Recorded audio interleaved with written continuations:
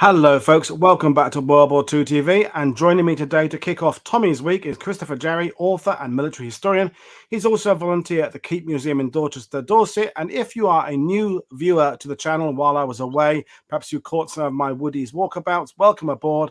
As always, all the information you need is in the description below. That's fine, where you'll find links to my guest websites, their book projects, museums, and indeed more information about World War II TV and how you can support us. So without further ado, I'll bring Christoper in. So good evening, sir. How are you today? I'm very well, thank you very much, except that I have a bad back. So if I suddenly wince, it's not a comment on one of your jokes. It's that it actually hurts. Okay, I'm sorry to hear the backs. I will struggle on bravely. Backs are problematic things. My wife Mag fractured her back this time last year and was in a corset for about 4 months. But anyway, the Keep Museum, for those who don't know about that, tell us a little bit about the museum and your role there. Then we'll bring up your PowerPoint and we'll talk about Malta. But start with the museum. Well, I've been involved with the Keep Military Museum since 2012, shortly after I moved down to Dorset. And it's in Dorchester. It's one of the best county regiment museums I've ever seen.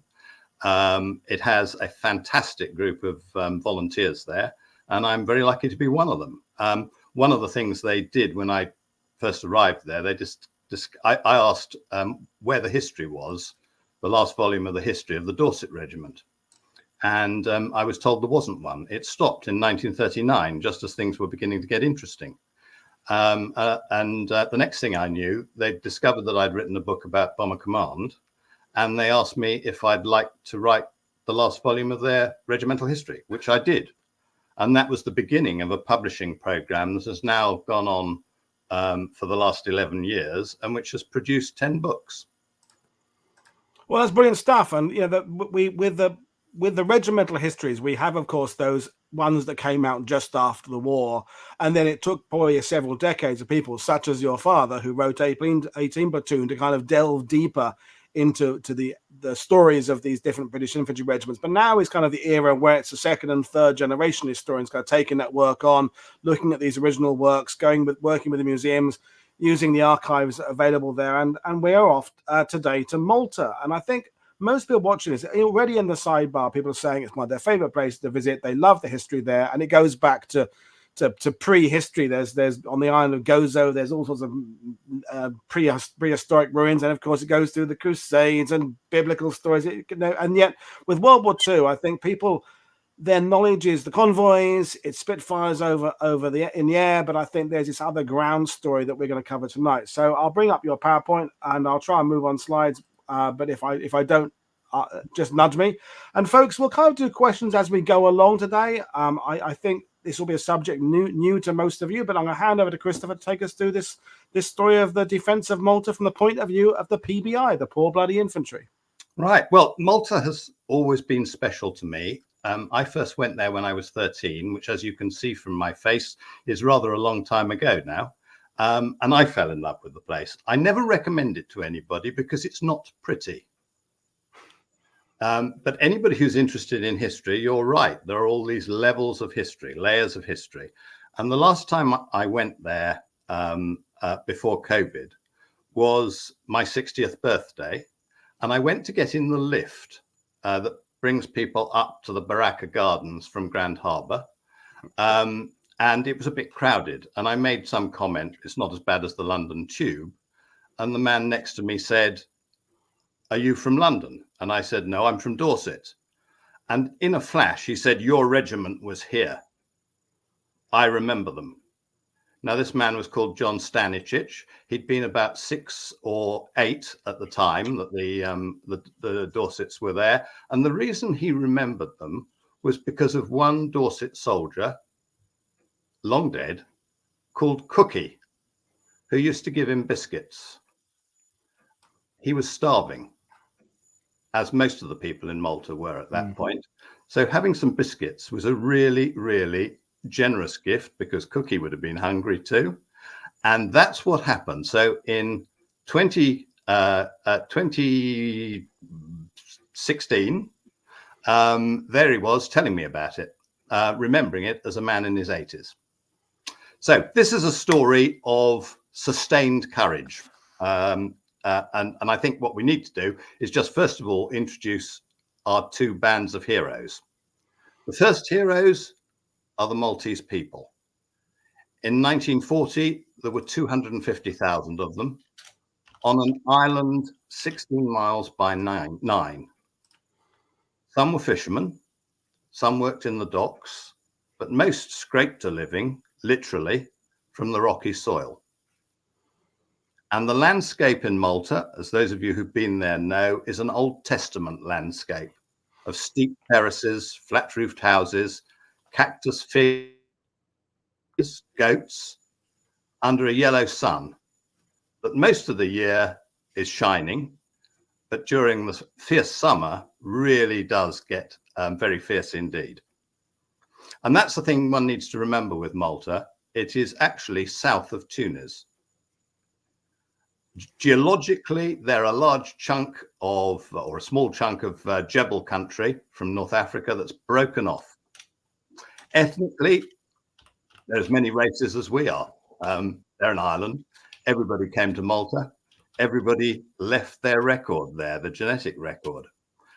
And their language, of course, is Arabic, written in our Roman alphabet. Spiritually, though, since 60 AD, when St. Paul was shipwrecked there, they've been Christian. So they were Christian 500 years before we were. And that Christianity is absolutely central to their lives and was even more central in 1940 than it is today. Their link with Britain began in 1800 when the Maltese threw the French out for desecrating their churches and invited us in. Malta had been besieged before. Here is a map of Valletta and the Grand Harbour and Marsamxett Harbour either side. In 1565, the Turks tried to snatch Malta. They'd already taken Gozo, and they depopulated Gozo. The whole population went into slavery. The Maltese, therefore, allied their cause to the Knights of St. John, who were fighting to prevent the Turks taking it, and ultimately they triumphed. It was a very bloody siege in which everybody behaved extremely badly. But at the end of it, the Knights built this fantastic city. And there you can see it right in the middle of the map, Valletta. It is one of the finest European cities. It is a Baroque, beautiful, fortified city. And it's built on a grid pattern like New York. So you look left or right. You don't look at angles at anything. Right in the middle there, between the two immense natural harbours, which are of immense value, of course, to the Navy. Marsamxett Harbour there to the north, and Grand Harbour just to the south of Valletta. And Grand Harbour now is a World Heritage Site. It's one of the most beautiful views in the world, looking across to Fort St. Angelo there. And they're facing, this modern 1567 city is facing the three old cities. Well, they're not cities at all. They're known as the three cities, but they're actually tiny, tiny old towns, very, very overcrowded. We'll come back to this because it's central when we come to the bombing. But they're Vittoriosa, Senglia, and there they are on the map. Our second group of heroes are three regiments, three battalions of English county regiments, and they happen to come from adjoining counties. So they came from Devon, they came from Dorset, and they came from Hampshire. And they arrived there by chance, and they found themselves amalgamated into a brigade by chance. And it was a very happy chance because actually they're quite similar regiments in some ways, and they formed an extremely good brigade. And that brigade story captivated me, absolutely captivated me as soon as I heard about it.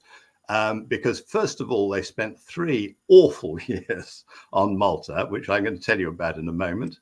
After that, Monty spotted them and decided he was going to use them as assault landings. So they were taken to, first of all, to Sicily, where they led the assault landing there on the 10th of July, 1943.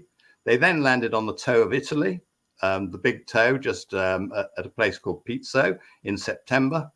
and then they were brought back to England, and this brigade, 231 Malta Brigade, was actually the first British infantry to land on the Normandy beaches. And the Hampshires just had it by a whisker.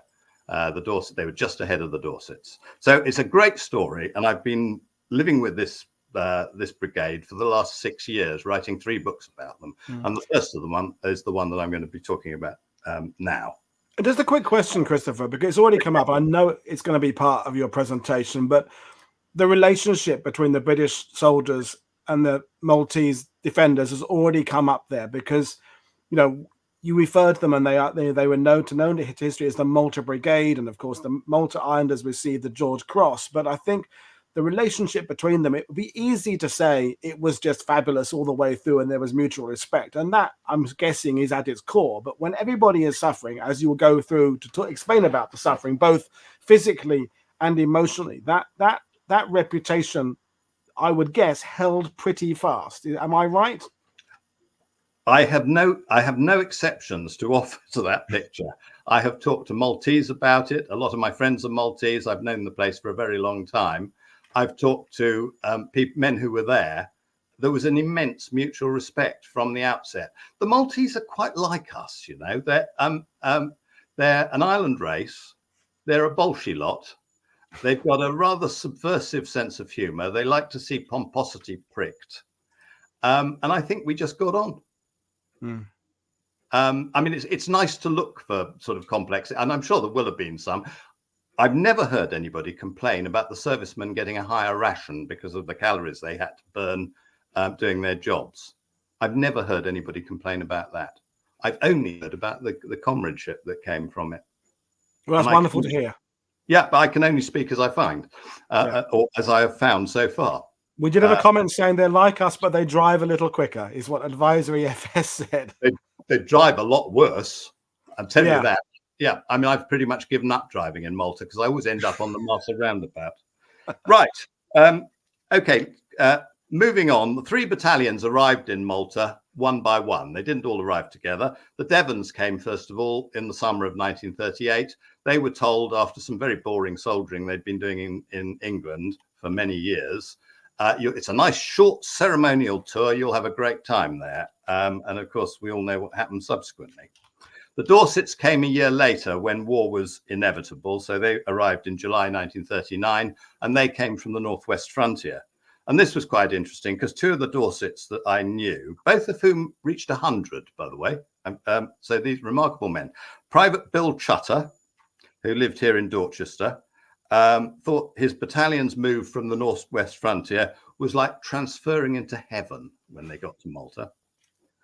Bandsman Dennis Bounsell, who won a DCM as a stretcher bearer later on in Sicily and died aged 101, relished Malta's, and this is how he described it, plenty of girls along with all beer, spirits and cigarettes duty free. So they were very happy to be there at that point. But of course, the nasty bits hadn't started yet. The Hampshires didn't arrive until February 1941. And that, of course, is 8 months after the war in the Mediterranean began. But one of the interesting things to remember about this brigade is that they were all pre-war regular soldiers. And so they were a very valuable asset. They were all very well trained. They'd all been involved in imperial policing, but nobody had ever dropped a bomb on any of them, I don't think, until now.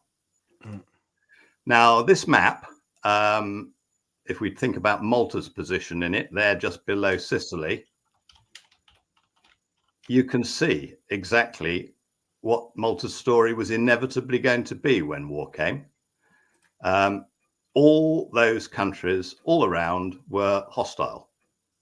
The nearest friendly port was Gibraltar, which was 1,000 miles to the west, and Alexandria, which was 1,100 miles to the east. In between, there was no one on their side. Whereas if you look where Sicily is, that's 15 minutes flying time from bombers based in Sicily.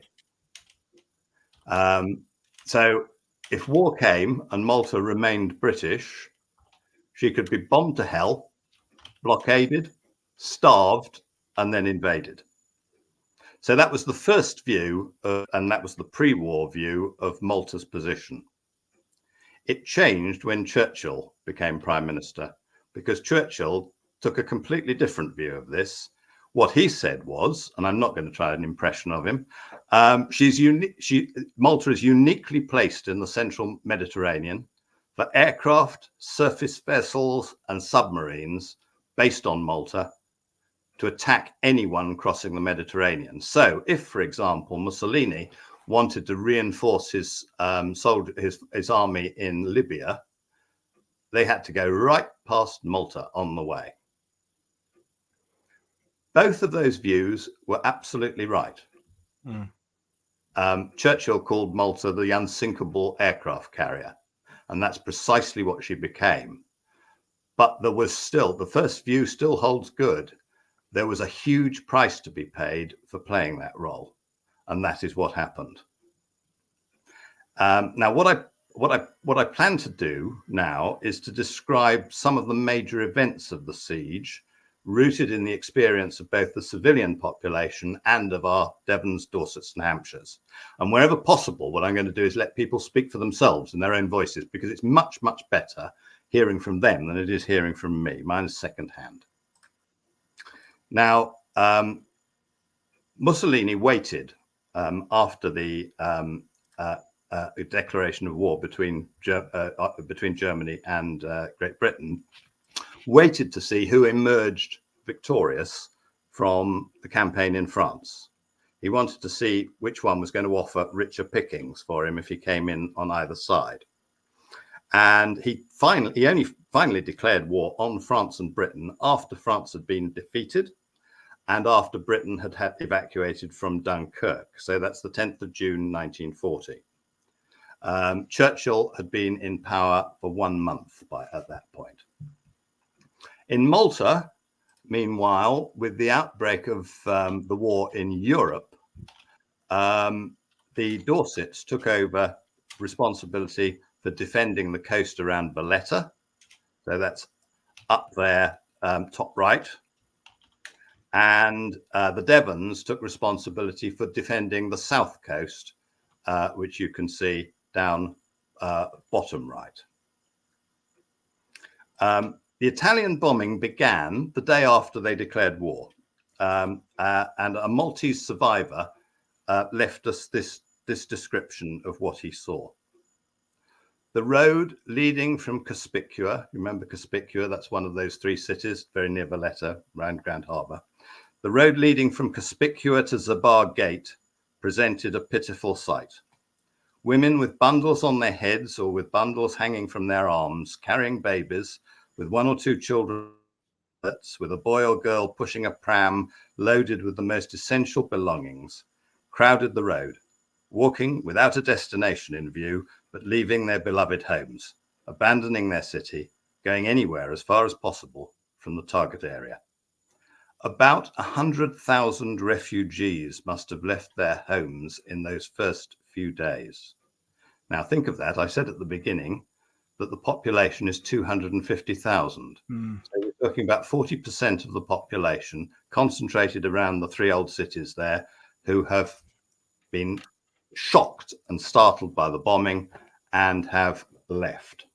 And a quick question for you, Christoper, more about the overarching plan rather than the experience of the brigade. But Peter O'Connell is saying, I'm just interested in your view as historian, was the relative ill preparedness of Malta's defence Britain's depending on the French Navy to provide for its defence, or a sense the Italians would sit this one out, or both? What's your opinion on that? So dependency on the French that didn't happen, or the misguided idea about what the Italians would do? I think the French Navy may be an element in it, but I suspect the main thing was they thought it was undefendable until the last minute.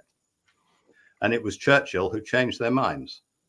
The Mediterranean Fleet headquarters had moved from Grand Harbour to Alexandria in about 1938 on this basis. So we weren't planning to defend it. No, thanks, you. Good answer. Okay, well, here we all know what that is. That's a Gloucester gladiator. In fact, that is one of the 3 Gloucester gladiators. It is Faith. As you know, at the beginning, for the reasons that Paul and I were just discussing, Malta had no fighter defence. So these were found in a packing case. I believe there were 6 of them originally. 3 of them could be prepared for operational service, and they became known as Faith, Hope and Charity. This one is Faith. Now, you can laugh at them, but actually on 2 successive days, Flight Lieutenant George Burgess's 250-mile-an-hour Gladiator shot down, first of all, an Italian reconnaissance plane, and then shot down a 310-mile-an-hour Macchi fighter. Now, that's pretty good going. And of course, how he did it was by getting above and getting into a dive and catching them that way. Otherwise, he'd never catch up with them. Now, in scale, the Gladiators were a pinprick retaliation as far as the Italians were concerned. But for the Maltese civilians who had just been bombed from their homes, that pinprick was a shot in their arm. And these fighters gave them hope. They weren't alone for very long. Some hurricanes were very soon found on their way to Egypt, and they were commandeered and they joined, and then there was proper reinforcement. But actually, May 1942, they never had sufficient fighters really to provide a proper defence for Malta, an adequate one. Suzanne Parlby was the wife of a young Devon officer, and she was living in the house of the quartermaster and his wife, and she remembered some of the bombing as she saw it. We'd been ordered to take cover during the periods between the warnings and the all clear sirens, and spent many hours in the slit trench just outside the house, having made it comfortable with deck chairs, rugs and cushions, a tin of biscuits, bottles of water, torches and insect repellent against the sandflies which lived in the rock and which could be a menace. There was an ack-ack gun emplacement quite close to the house, and the noise from the guns was ear-splitting when they were firing. We used to sing to try to drown out the noise. Now, this is a very interesting chap. He was the deputy governor, but the actual governor was ill and seriously ill and never came back. So he was in the hot seat when war was declared, and he was a funny chap. He fought in South Africa in the Boer War, and then decided actually it wasn't a just war. He'd fought in the First World War as a staff officer mainly, and he was on Hague's staff. And he was deeply, deeply religious. He was a member of the Plymouth Brethren, so the other end of the political religious scale from the Maltese, who were Roman Catholic, but with a huge conscience and an unshakable faith. And he threw himself into this job wholeheartedly and half killed himself for the next 2 years doing his duty. He appealed to the romantic in Churchill because he pictured him with a Bible in one hand, like Gordon of Khartoum. But this chap actually, surprisingly, had a really nice sense of humour. He'd been senior staff officer in Hague's headquarters on the 11th of November, 1918. And everybody else was out. And so he was the senior person there. And he signed the signal for the ceasefire, for the armistice. So when anybody asked General Sir William Dobbie, for that is who we're talking about here, when anybody asked him what he did in the last war, he'd reply, "I stopped the bloody thing," which I thought was rather good. Admiral Cunningham's Mediterranean fleet was reinforced by the aircraft carrier Illustrious, the battleship Valiant, and 2 cruisers. So you can see forces building up in the Mediterranean. And on Malta, they brought anti-aircraft guns, ammunition, and reinforcements for the Dorsets and Devons. So they were strengthening the defence. This is as a result of Churchill's change of policy. Here we are. Here we have one. Wellington bombers arrived, and they boosted the island's offensive capability, not just its defence, but it could go out hitting things with these. And that's rather a good picture. That is a Hampshire Bren gun carrier immediately in front of the Wellington there. And that's an important point to remember. There weren't any RAF, there hadn't been any aircraft there, so there weren't any RAF ground crew on Malta. So the infantry had to do that. That's one of the things they learned. One of the first of many jobs they, I guess, learned over the next 2.5, nearly 3 years. Absolutely. They did everything. And I'm going to read you a long list later of the things they got up to. Just before you do that, a question from Ian Carr that might be pertinent. Was there a Maltese militia in World War II? Not a militia, but there was a territorial army. There was the King's Own Royal Malta Regiment, which had several battalions and was an infantry regiment and a TA unit, rather like the TA units we had here, although I suspect even less well trained than ours, because ours wasn't up to much before the Second World War until quite late on. But they also had the Royal Malta Artillery, and we will be talking about them later because they were absolutely fabulous. Brilliant. Back to you. And so in the brigade, you would have 3 British battalions, and then you'd probably have a 4th King's Own Malta Regiment battalion as well. Okay, does that answer your question? Yep, super. Brilliant. Thank you. Right.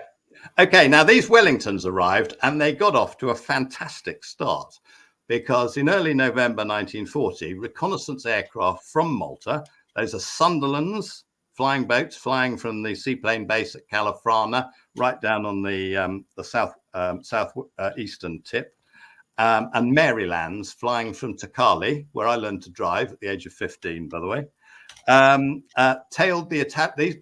These 2 aircraft, or 2 types of aircraft, tailed the Italian fleet and photographed the Italian base, naval base at Taranto.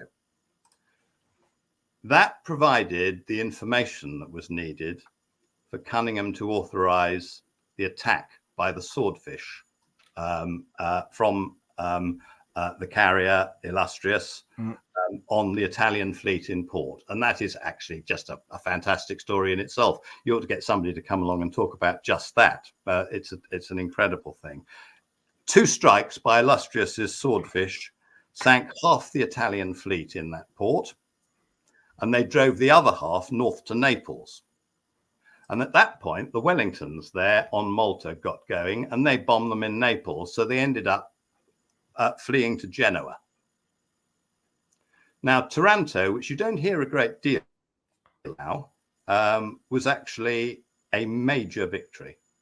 It's as a strategic naval success, it ranks beside Trafalgar. And the unsinkable aircraft carrier Malta, of course, had played her brave part in making it possible. It is a heck of a story. You're absolutely right. And you must get somebody to tell it. Now, by early 1941, things were going really rather badly for Mussolini. And again, because against Hitler's advice, I don't know about you, but I always take Hitler's advice if it's given. Against Hitler's advice, he'd invaded Greece, where the Greeks gave him a really hard time and the Italians were losing. At the same time, the Italians were being chased out of Egypt by General O'Connor's tiny Western Desert Force. By the 7th of February, O'Connor's 35,000 men had annihilated an Italian army 150,000 strong. Destroyed it, just ceased to exist. Its generals were either dead or captured.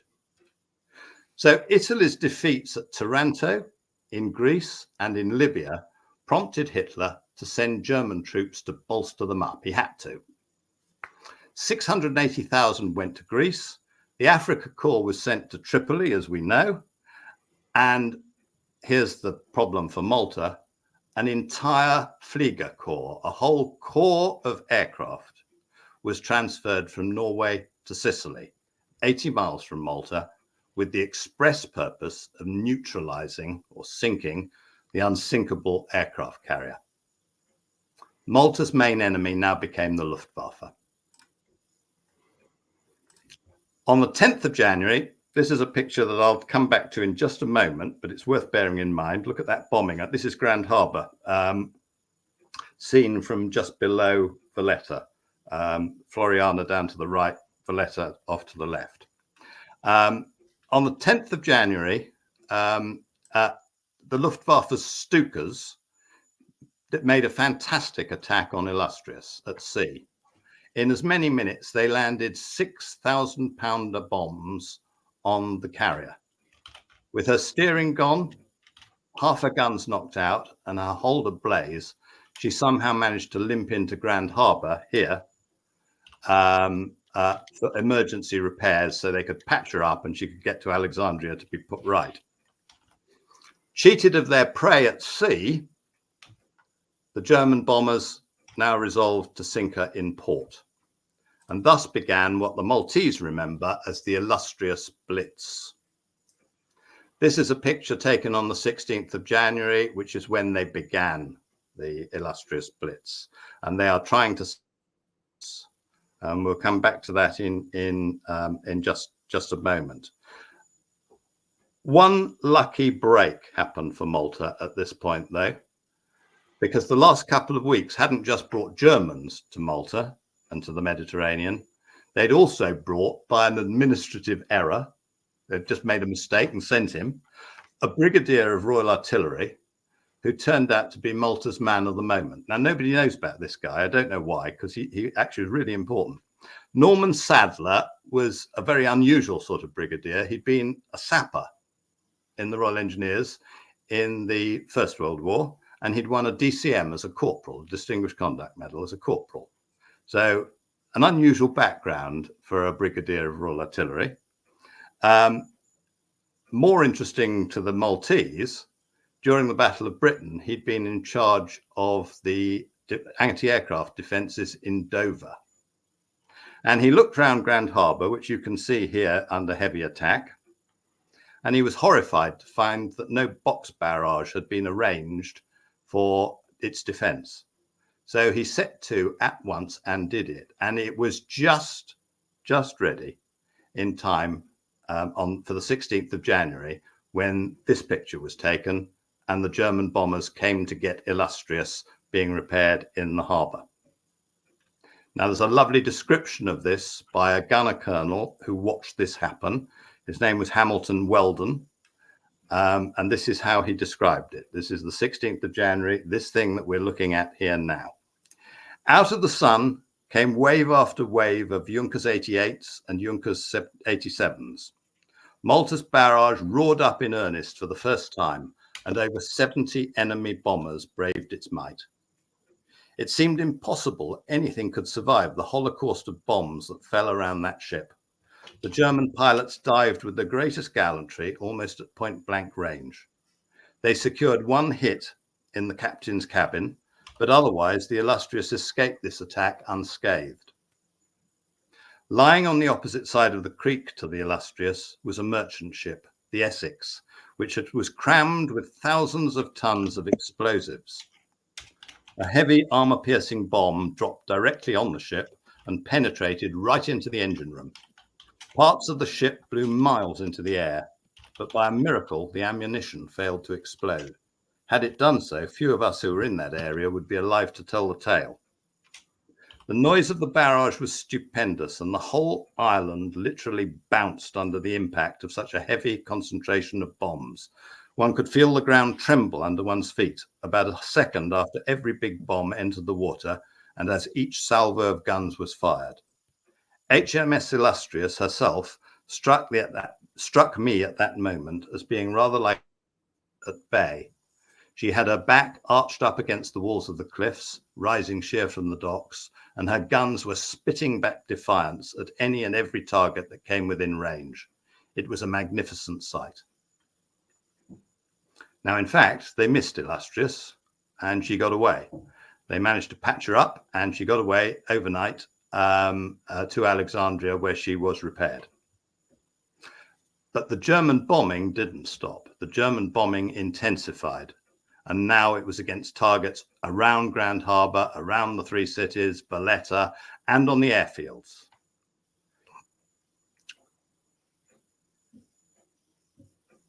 The Luftwaffe's bombing was different from the Italians in that they bombed from lower altitudes and with greater determination and better accuracy. And their fighters used to come right down and strafe transport on the roads, lorries, buses, even cyclists, coming right down to 0 feet and roaring over the rocky terraces. After one raid, Corporal Fred Noble of the Dorsets rescued a girl from the rubble. He thought she was all right and then saw she had a large piece of shrapnel in her back.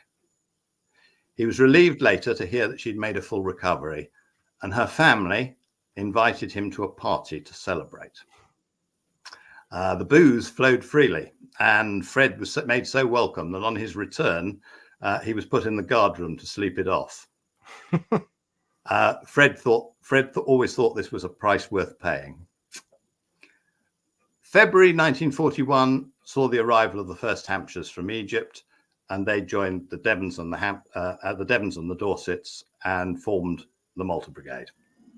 I just want to say, Christoper, thank you for explaining about the anti-aircraft defense and the role of the brigadier there, because brave stories are fantastic. Without the context of how the plan works, it often doesn't mean anything. And you know, when we talk about the Battle of Britain, which we're not tonight, but the combined defense plan of radar and observer corps and everything working together is the key to the success. It's that overarching organization behind the scenes that enables these individuals to then perform their jobs and perform the acts of bravery. Absolutely. And the important thing to remember about that is that the man who won the battle was also the man who set all that up, the Dowding system. We owe Hugh Dowding an immense amount. Okay, this chap here is a Hampshire soldier, and he's standing on top of a tower, not very far from Lucca Airport. In those days, it was just RAF Lucca rather than the airport it is today. It's in a place called Gudja. I went for tea there about 4 weeks ago, which was very nice. It's part of a palazzo, and the owner of the palazzo wanted to know what it had been used for during the Second World War. So I was able to show him this, sell him a copy of the book. How about that? Brilliant. Private Jim Bellows was a member of the Hampshire's signal platoon, and I'd just like to read you a little bit of what he said, what he found when he got there, because these are the sorts of incidents that characterized the experience of soldiers during the siege. We were in the grounds of a walled palace with a courtyard in front. That's this place. The grounds were surrounded by a high stone wall, and in the center of the gardens was a large tower, from the top of which you had wonderful views of the island. The quiet was suddenly broken by the sound of an air raid siren. Within a couple of minutes, the Ack guns opened up, fighter planes had appeared from nowhere, bombs started to fall, and from the top of the tower, I had a grand view. The raid lasted about 5 minutes. The guns stopped and all was quiet. All I could see in the distance were clouds of dust and smoke, the result of the Italian bombs. I was to find this was the norm. The Italians didn't hang around. They were in and out and didn't seem particular about what or where they bombed. We were often on top of this tower during raids. The job was to plot where bombs dropped and to report unexploded ones. Also, we reported where planes crashed or parachutes landed. One of the worst sights was to see a Roman candle, an airman plummeting down with his chute on fire. I saw this several times. I saw quite a few sights from the top of that tower. A Bofors gun sighted just on the outskirts of Gudja got a direct hit. All the crew were killed. Then there was a raid and a piece of shrapnel cut an overhead power cable. The power didn't cut out and it set alight the stubble in the field. A sergeant dashed out with a couple of men who carried bull-nosed shovels. The sergeant ordered his men to throw dirt on the flames, but it wasn't done to his satisfaction, and I watched him grab the shovel from one of the men. He dug a shovel full of earth and approached the end of the cable.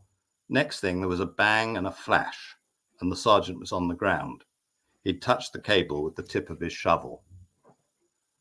On another occasion, a German airman bailed out and was seen by a small boy who shouted down to the villagers, who then streamed out of the shelter and started to move over the fields, heading for where the airman would land.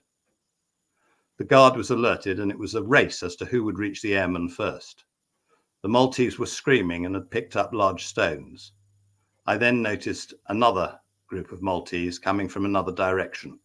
The fields were surrounded by stone walls, and to see these two groups climbing over the walls and screaming was frightening. You could almost feel their hatred. They turned from humans to animals. The soldiers got to the airmen first, but only just. They surrounded the airmen and had to use fixed bayonets to keep the Maltese at bay. That's an incredible story, Christoper. I mean, that if that doesn't sum up, the hatred doesn't seem strong enough word. Loathing. I mean, just sheer anger at the Luftwaffe for what they were doing. That they want to exact some kind of revenge on a pilot. Thanks for sharing it with us. It's a terrible thing, but you know, that sort of stuff that happens, isn't it? And it's human. In the spring of 1941, Hitler's attention turned first of all to Crete, where his Fallschirmjäger, the parachute troops, were involved in a Pyrrhic victory that would destroy them, and then to his invasion of Russia. All of this provided a distraction, and it reduced the German pressure on Malta, allowing them to rearm for more offensive operations. So this is a really good time for Malta. They're now growing. The Italians, though, on the 25th of July, launched, this is 1941 still, launched a very gallant attack on Grand Harbour, this side of Valletta, south of Valletta there. And Corporal George Beadle of the 1st Dorsets saw the whole thing and wrote it up. And this is what he said. We just stood to when there was a considerable explosion from the direction of the Grand Harbour. Simultaneously, the 6-pounder guns of the anti-motor torpedo boat batteries at the harbour came into action. These were Royal Malta Artillery guns, by the way. So this is, there were Royal Artillery there as well, but the primary effort here of defending the harbour was the Royal Malta Artillery. So Beadle continues, it was the start of the one major sea assault on Malta. Now, the Italians used explosive motor torpedo boats with a explosive charge in the nose and ejector seats, which meant they could bail out very quickly, having pointed in the right direction to blow holes in things. They used motor launches, and they had miniature submarines, some one-man, some two-man versions, and they'd all been transported there by a naval auxiliary ship called Diana. This is Beadle again, just continuing. This is very early in the morning. At 04:44 hours, the lookout at St. Elmo spotted the launch. He sounded the alarm. The lights lit up the area, and a launch coming in about 200 yards out was sunk with the first 3 rounds. 5 of the remaining launches were seen about 1,000 yards out, moving in and making for the Grand Harbour entrance. They were engaged at once. Within 5 minutes from the alarm, that is by 04:50 hours, the 6-pounders had sunk 3 of the launches and disabled the others. We all awaited first light for some more excitement. As it became lighter, 2 of the launches were seen about 3,000 yards out, motionless. At 05:40 hours, they started to move, were at once engaged, and despite their avoiding action, both were sunk. At 0600 hours, some wreckage much further out was seen to move, boats which turned away at great speed. One subsequently sank, presumably from the effects of the fire. Meanwhile, RAF fighters had taken off to see what was in the offing. They caught up with the remnants of the attacking force on their way back to Sicily and attacked them, and sank the lot, save one, which was brought to a standstill. This was afterwards towed in. So this was a triumph for the gunners defending Valletta. Many of them had never fired their guns in anger before. Certainly the Royal Malta Artillery hadn't, and this was primarily their victory. They sank every enemy vessel and killed or captured all the crews. The captured ones were sent to imprisonment in the Isle of Skye. No other attack on Grand Harbour was ever attempted. Meanwhile, as I mentioned earlier, Malta's offensive capability had been being built up. Submarines, surface vessels, swordfish, albacore, torpedo bombers. The torpedo bombers, by the way, were based at halved airfield and were looked after by the 2nd Devons. All of these stood ready to fulfill Churchill's vision of Malta hitting the Axis powers hard. In September 1941, just at the right moment, a large convoy arrived, 8 of the 9 ships reached Grand Harbour, and their cargoes replenished Malta's supplies. No one knew at that stage, but there wouldn't be another convoy for 6 months that got through. 6 months. But for the moment, Malta was now properly equipped to act offensively.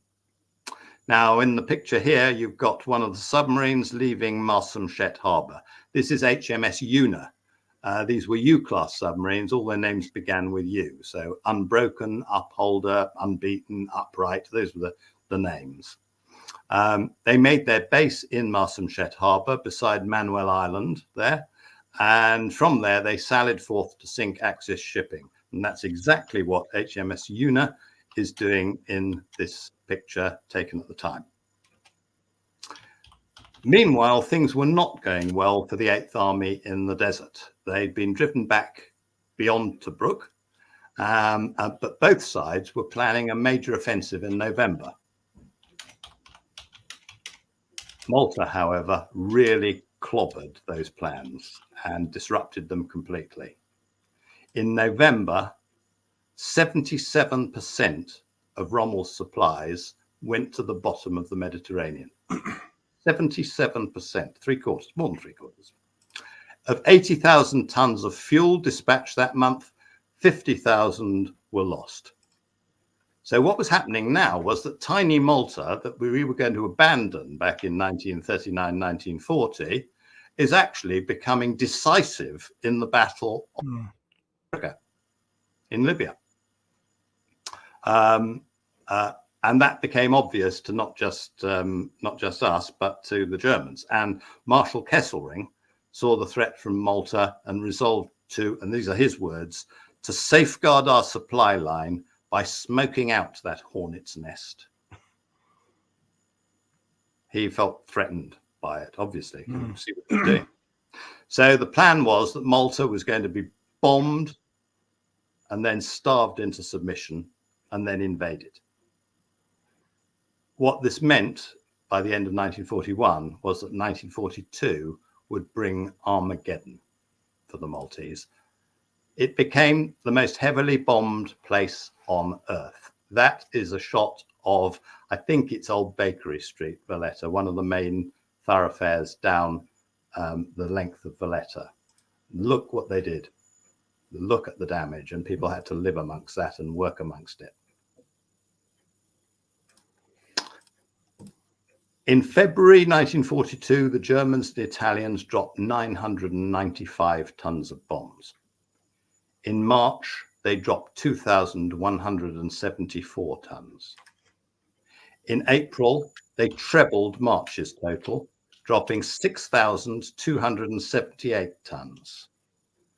Valletta's air raid warnings sounded on average every 2.5 hours. In April 1942, the bombs dropped on tiny Malta exceeded those dropped on the whole of Great Britain in any month during the Blitz. These are shattering figures, aren't they? Absolutely. And yet, in the first 7 months of 1942, only 1,500 Maltese civilians died in the bombing. And casualties, although they trebled amongst our brigade, were still very low. But the bombing reached its crescendo in April. Everyone went underground. And here is the reason for the low casualties, because they discovered underground a wonderful thing. Malta's limestone was peculiarly resilient to high explosive. It didn't splinter, and it absorbed much of the blast. As a result, the population suffered an average of only 10 killed and 11 wounded every day. Still enough for a tiny island like that, horrifying, but nothing like as bad as it might have been. But of course, quite apart from the casualties, the disruption, the discomfort, the danger, the exhaustion of it all must have been terrible. In April alone, Malta's anti-aircraft gunners fired 160,000 shells, an average of 4 a minute. They shot down 102 enemy aircraft. The unremitting noise alone must have been terrifying.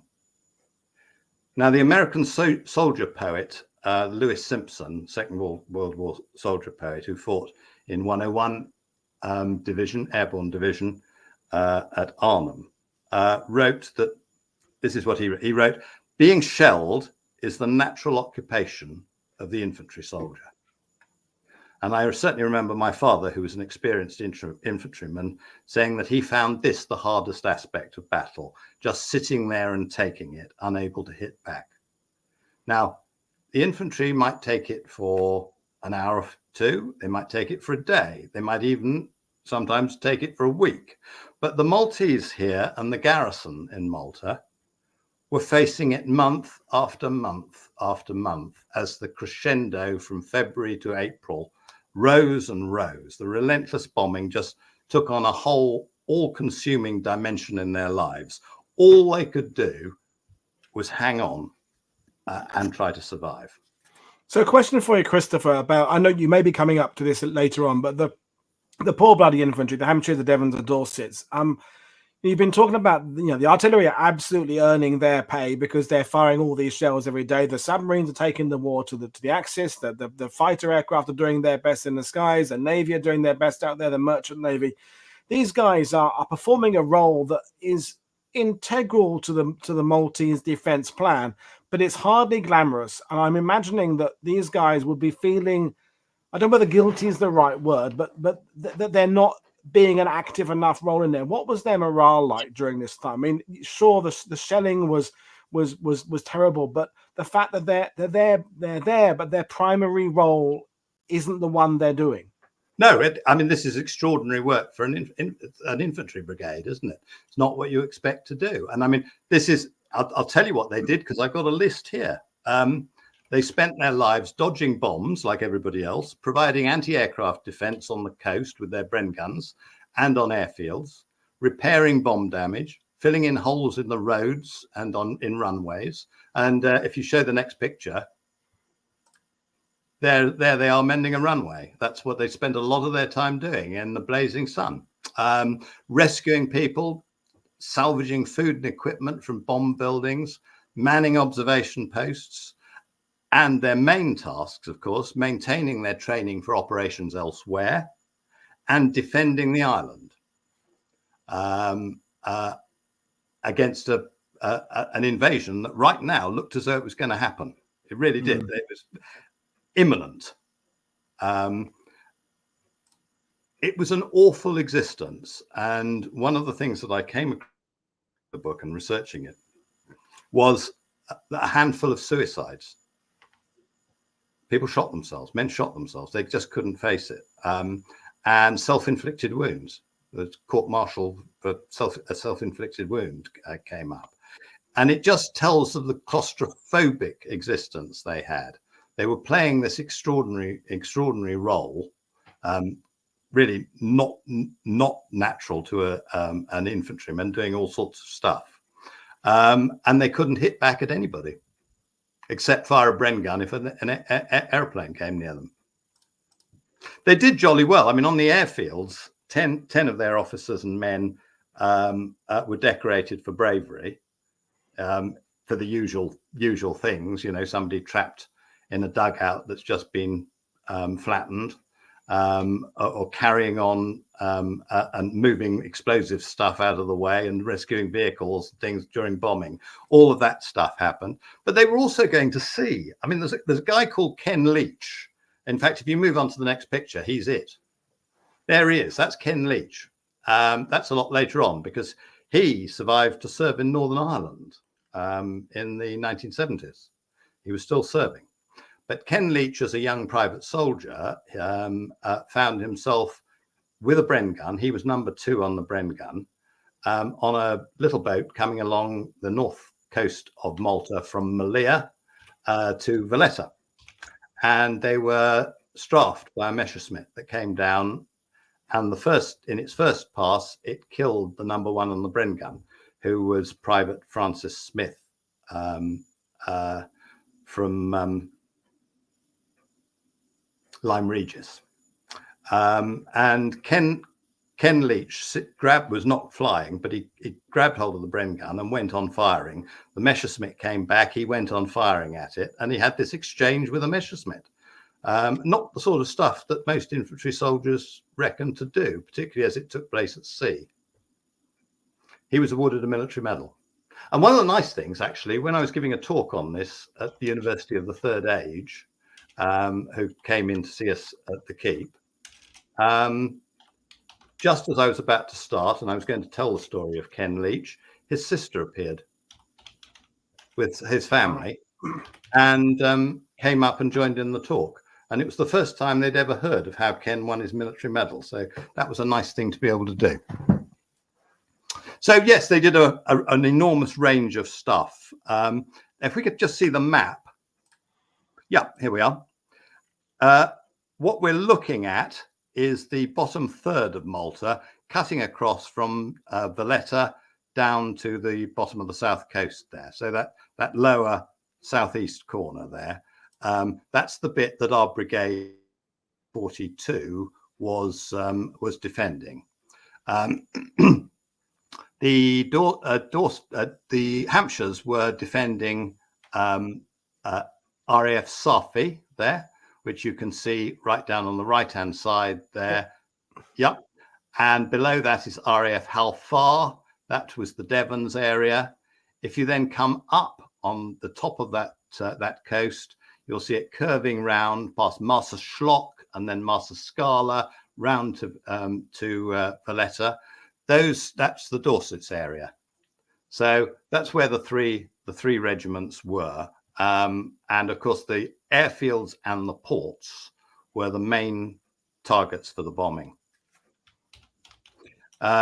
Willie Hayes, a young Dorset officer. I mean, there was a funny side to all of this as well, and Willie was just the man to find it, because he really used to irritate. He was a young subaltern. He used to really irritate his colonel, who didn't understand that actually his flippancy was part of his defences. And Willie described a drinks party on board one of the submarines in Marsamxett Harbour, and he wrote, "We were drinking happily when the air raid alarm sounded. The submarine, obeying orders, went to the bottom of the harbour. There we stayed until the all clear went at about dawn. The longest cocktail party I've ever attended. Not good for work the next day." Now, his that sort of phlegmatic resilience served Willie really well, because he survived through Sicily, Italy, Normandy, where he was nearly blinded, but came back within a month, and won 2 military crosses. So it was his CO got him wrong. Actually, he was a good man. Meanwhile, a new brigade commander arrived, and his name was Kenneth Pierce Smith from the Royal Berkshire Regiment. And he was a live wire, but he was unimpressed by some of the defence. He thought it was a bit static. So he decided he was going to shake up this brigade quite a bit. And he and his brigade major visited some of their posts and managed to pinch some of their Bren guns without them knowing, just as a demonstration that they were getting dozy. He tightened things up and made them a great deal more physically fit and effective. But that wasn't enough for Smith. He decided he was going to train them for offensive action. And this is the Hampshires training on That's a good point, that just bringing in a new commander, is that just enough of a change to shake things up a bit? When you've been in a situation for months and months, even if you're doing things very well, and it's not like I'm interpreting things as they were doing badly. It just got a bit samey. It got a bit repetitive. You're stuck in a rut. It's the same crap, different day. Food isn't changing. The jobs are changing, but they're always kind of manual and physically tiring and exhausting. And you got all this stuff going on around you. Sometimes it just needs a bit of a shake up, just to reinvigorate everybody and give people a bit of a focus. And it's interesting that happened. You're absolutely right. And of course, this is exactly what happened in North Africa with Monty. And It's what was about to happen at governor level in Malta. And it's no criticism of Dobby, but it did give a shot in the arm. And you'll see that in just a moment. So Smith decided we're going to train for offensive operations. So he started an exercise called Operation Cecilia. which was based on leading an assault landing on the southeast corner of Sicily. Now, that's really interesting because actually that's exactly what they did on the 10th of July 1943. And it was Smith's plan that they used for it when they came to do it. So it was percipient, but that's another story. Above Smith, though, came another new broom. And this is the other side of new brooms. His name was Daniel Beek. Some of you will have heard of him because he was unbelievably brave. He'd won a VC, a DSO, and 2 military crosses in the Royal Naval Division in the First World War. And I looked up the citations for his awards, and they were all won in the attack, which tells you something about him. And he decided that he was going to shake up his all the soldiers on Malta. And he said to the officers, "You will do PT every morning before breakfast. You will cycle in full equipment for 20 miles. You will run and walk alternately for 15 miles in full equipment. You're lazy and some of you are too fat." He also ordered that there'd be no surrender and that the Maltese garrison would take no prisoners in the event of an invasion.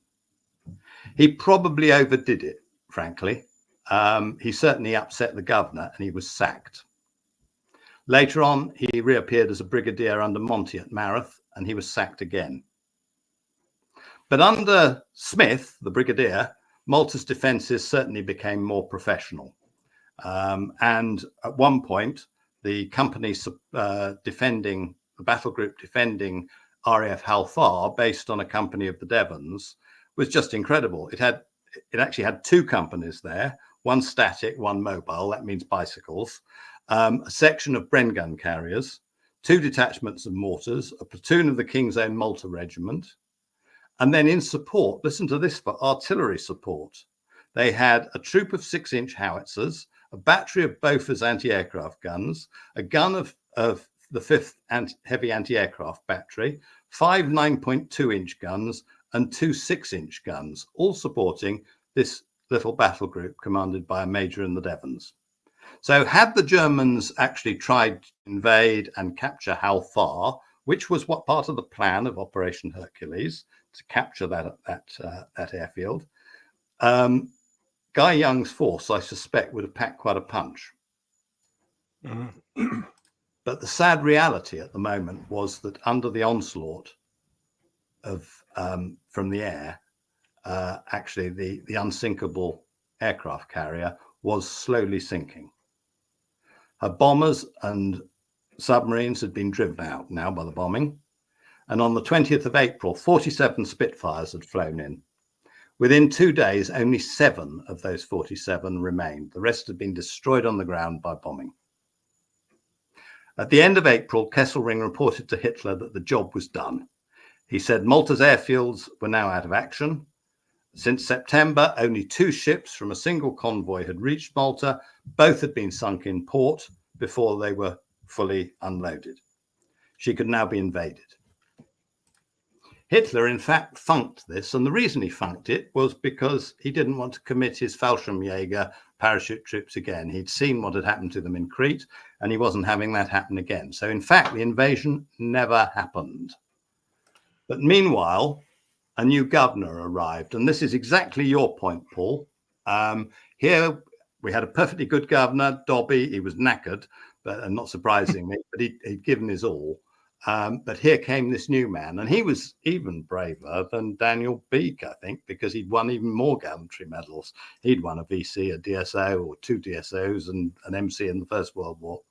A very brave man with a colossal sense of duty. And actually, his character is central to the rest of this story, because the head of the RAF there, Hugh Pugh Lloyd, said, if any man could claim to be the man who saved Malta, it was Lord Gort. So let's look at what he did. He'd not done very well, frankly, as commander of the BEF. He had not trained it beforehand. He had not organized his communications properly. But he did make the one major decision, and he got that right, which was to evacuate it from Dunkirk. He was not a great commander. but he was an extraordinary leader by example, and he was a fault in a commander. He was obsessed by detail.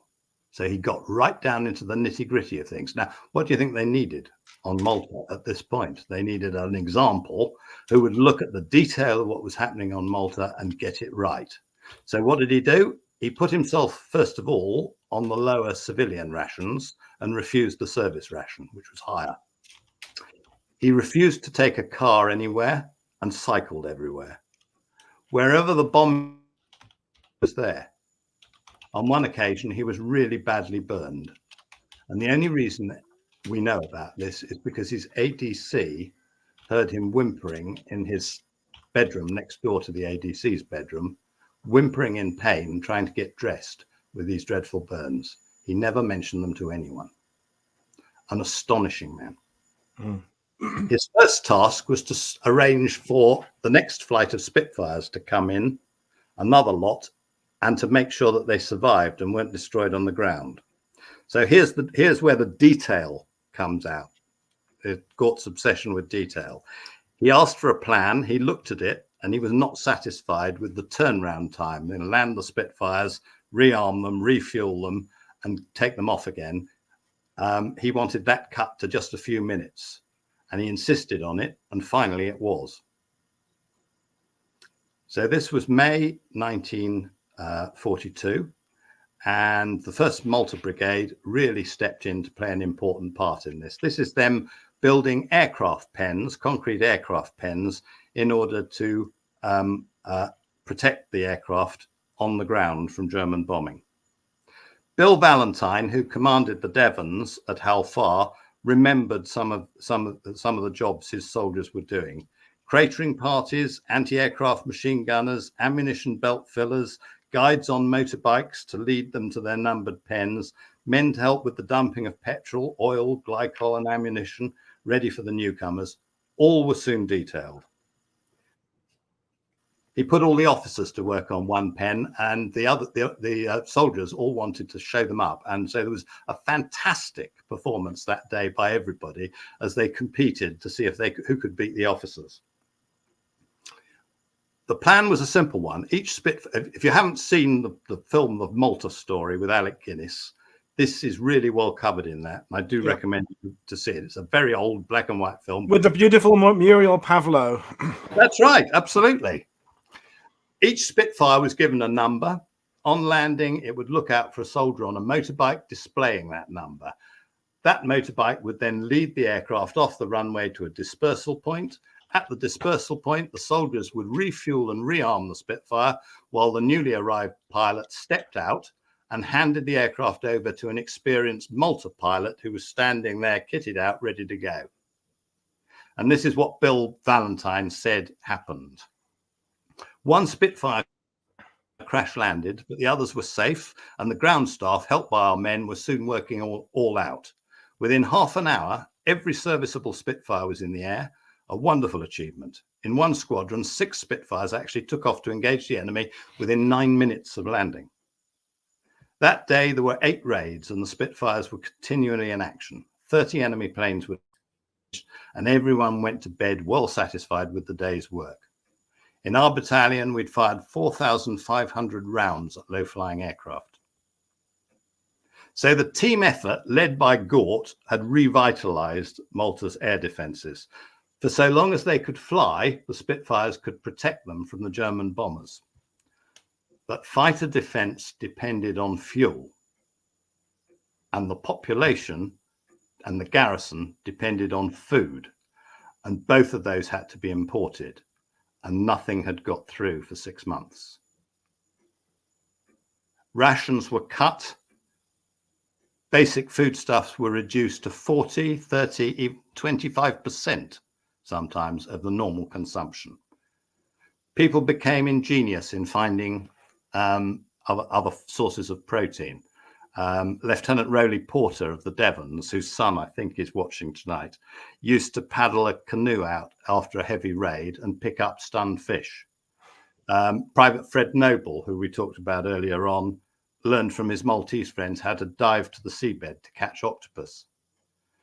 But the reality was many thousands of Maltese now relied entirely on the victory kitchens, which were churning out soup to keep people alive. In mid-June, 2 convoys set out, but only one of them, nothing from one convoy arrived, and the other convoy managed to get two ships through. That was one of them, that is Jary.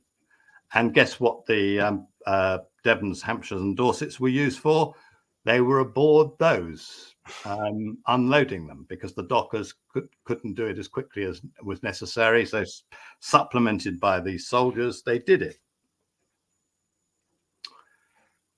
That convoy in July wasn't enough, just these 2. It extended Malta's life for another week. Malta was going to starve or not to be able to defend herself and run out of aircraft fuel by the end of August. Something had to be done. Now, what was done is another thing that really ought to be one of your talks at some point.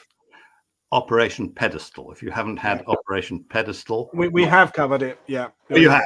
Great. It's a great story. So you'll know that what happened, 14 armed merchant ships, including the tanker Ohio, 2 battleships, 3 aircraft carriers, 7 cruisers, 25 destroyers, set out via Gibraltar, and then tried to push their way east past Majorca, Sardinia, Tunisia, and Sicily into Malta.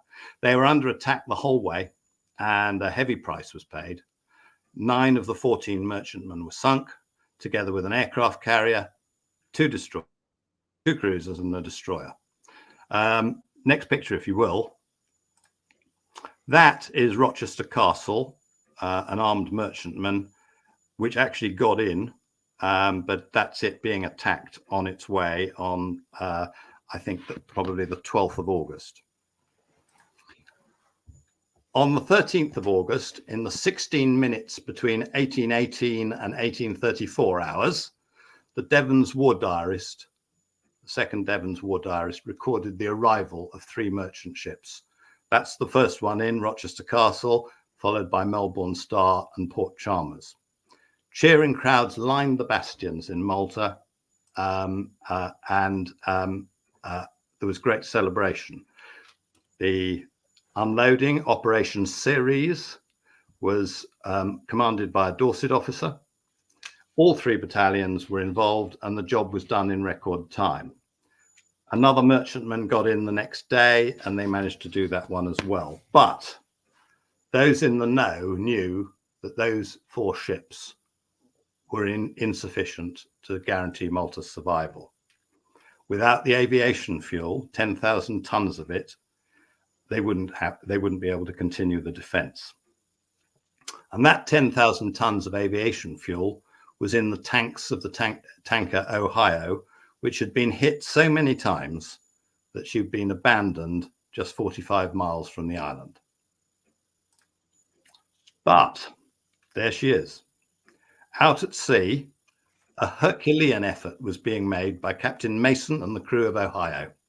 They reboarded the sinking tanker, lashed her to a destroyer on both sides and another one behind her acting as rudder, and brought her in towards Malta. Burned, blackened, buckled, her back was broken, with 2 crashed aircraft on her decks. Ohio somehow managed to stay afloat. And at 05:45, the Dorsets observation post at Tassilch, right down on the southeast corner, spotted her approach.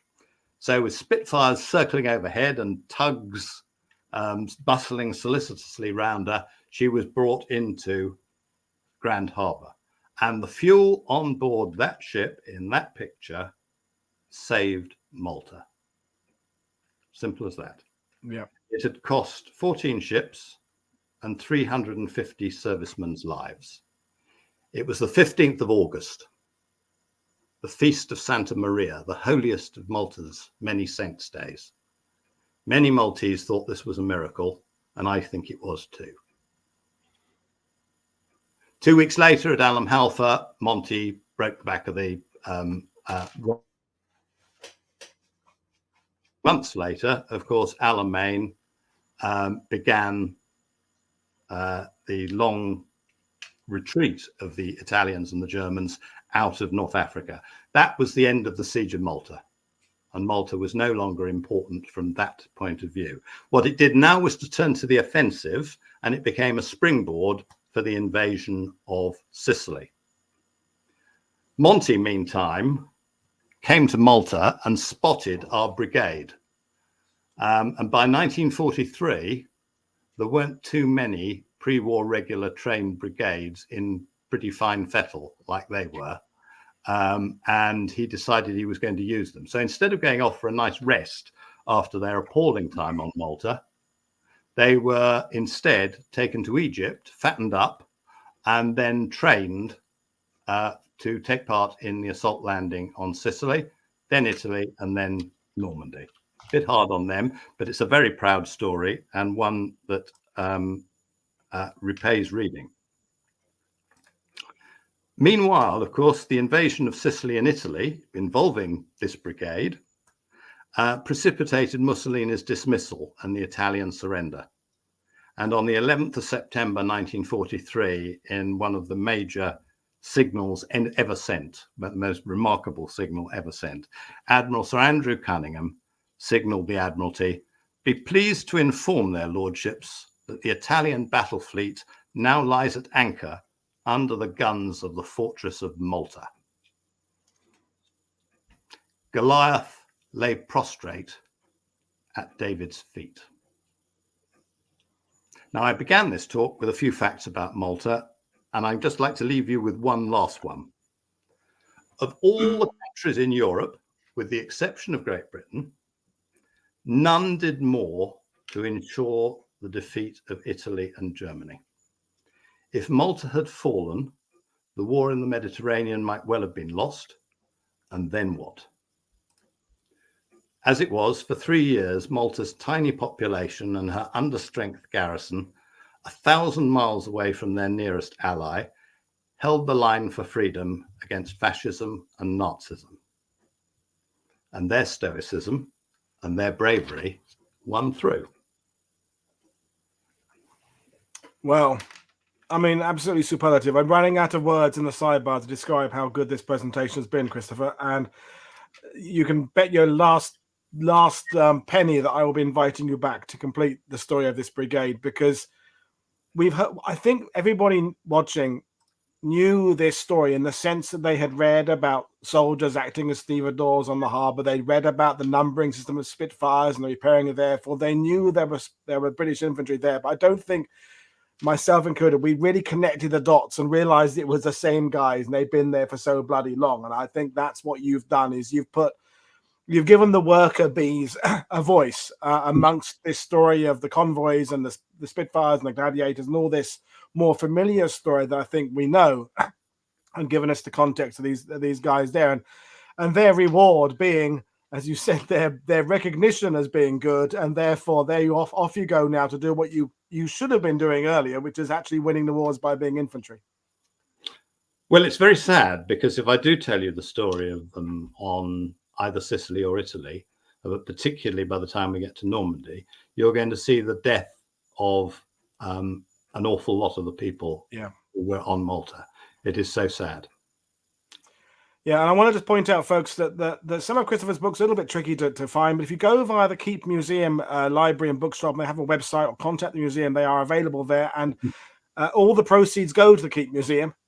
So you would be doing yourself a good thing by buying the books to learn more about this unit, but also help independent military museums that these days need all the help they can get, because museums are struggling. So Christoper, absolutely incredible, and I just can't wait to bring you back again for something else, because it was superlative show. My return to World War II TV after my forced absence during on holiday has been fantastic. So yeah, it's been absolutely marvelous talking to you. I can't wait to bring you back, and we'll tackle Sicily, or we'll tackle Normandy next June, or we'll tackle something. But yeah, your final thoughts, though, I want to get from you is that I'm assuming that you think this chapter is the forgotten chapter of the brigade, because it is so against what we think of an infantry unit. So would you agree with that, that it's the Well, forgotten? I think that's true, but I think also that they were overlooked in Sicily as well. They were commanded there, by the way, by Roy Urquhart, who we all know from another action. But particularly on D-Day, I mean, they landed on Gold Beach. You hear an immense amount about the Yorkshire and Durham Light Infantry battalions at the other end of Gold Beach. You don't hear so much about this lot at our end. And it's a cracking story. They actually had twice the casualties at that end of Gold Beach from the other end, simply because the DD tanks didn't work there, and because the preliminary bombing and barrage had missed the German defences. So the infantry there had the Hampshires in particular had a terrible battle and suffered really severe casualties. So it's a great story. It really is. But it's one that needs telling more and more. No, well, we'll bring you back for that. And you know, we're going down a rabbit hole of talking about Normandy, but the advance from the Hampshires to Arromanches and the Devons and Dorsets, pushing into what I call the second line defense on the Mauvain Ridge there, the various Wiedestons that the Allies weren't quite as familiar with, the ones kind of hidden in little copses on that ridge line there. Herod's Well being the one that Time Team covered 20 years ago. But all those actions there are underexplored, undercovered, because we've said it a million times, their focus is always on the beaches, where, as you said, they had a tough time there, but it was that pushing inland over the next part of the day where they really put their experience to good use, I think. And so I can't wait to bring you that from that. But folks, we will end things now. I can't wait to bring Christoper back. And if you haven't read Christoper's books, do so. If you've already read them, then read his father's book, 18 Platoon. And folks, I'm back again tomorrow with Dermot Rooney and a return visit to World War II TV. He's going to talk about the Operation Veritable Artillery Fire Plan, which will be fantastic if you like big guns. So thanks everybody for watching. Don't forget, you can support us on Patreon or buying a YouTube channel member. But in the meantime, thanks for your fantastic questions. I'll see you all again tomorrow. This is Paul Woodadge for World War II TV signing off for today. Cheers, everybody. Bye. Bye.